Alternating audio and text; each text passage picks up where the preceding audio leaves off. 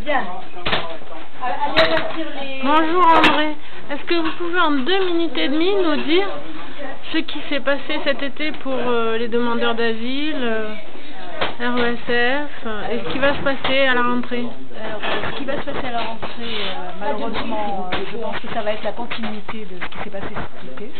C'est-à-dire que c'est la chasse aux demandeurs d'asile. Donc les demandeurs d'asile célibataires qui arrivent de la Corne de l'Afrique sont pour l'instant à la rue, alors qu'on a pu les héberger pendant 5 mois.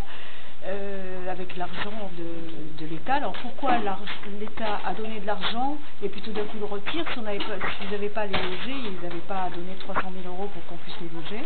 Donc le préfet nous a répondu qu'ils prennent leur sac à dos et qu'ils aillent voir ailleurs. Et ça a été la chasse aux Eurodac. Donc les Eurodac, ce sont les gens qui ont demandé l'asile en Pologne, notamment pour les Tchétchènes, et qui doivent retourner en Pologne pour que la Pologne statue sur leur sort. Donc souvent quand ils arrivent en Pologne, évidemment, comme la Pologne a trop de demandeurs d'asile, ils sont renvoyés en Tchétchénie.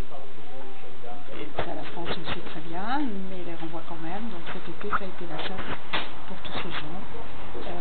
Ça a été la dernière en date, donc ça a été une famille capverdienne, une maman capverdienne qui a été contrôlée à la gare avec sa petite fille qui devait rentrer à l'école demain et qui maintenant est au centre de rétention à Marseille parce qu'ils sont allés dans le logement de la famille, la police est rentrée dans le logement pour prendre le passeport du père, a emporté le passeport, a convoqué le père pour venir chercher le passeport, l'a arrêté et est retournée au logement pour arrêter la famille. Donc cette petite fille qui devait rentrer à l'école demain est en prison à Marseille.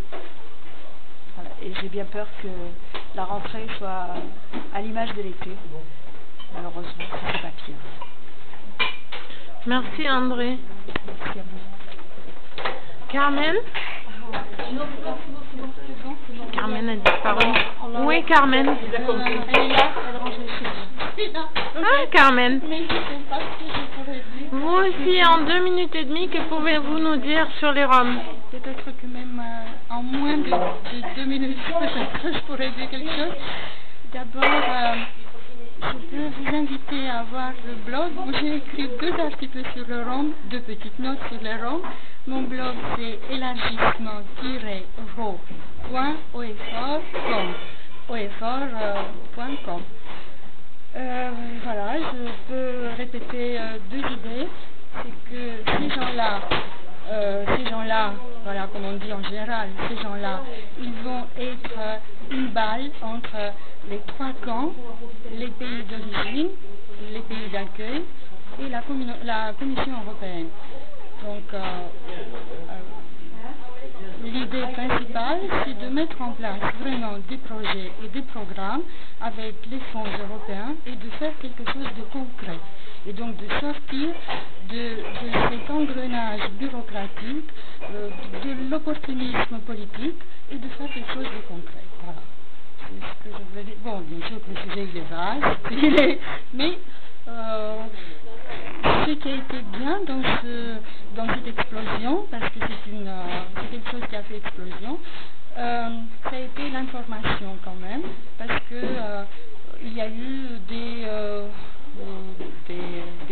détails, des précisions sur la vie des Roms, sur la culture Rome, et les gens se sont un peu intéressés à cette population. C'est tout. Cette population est devenue autrement visible.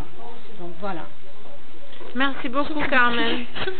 Bonne fin de soirée, à bientôt. Au revoir.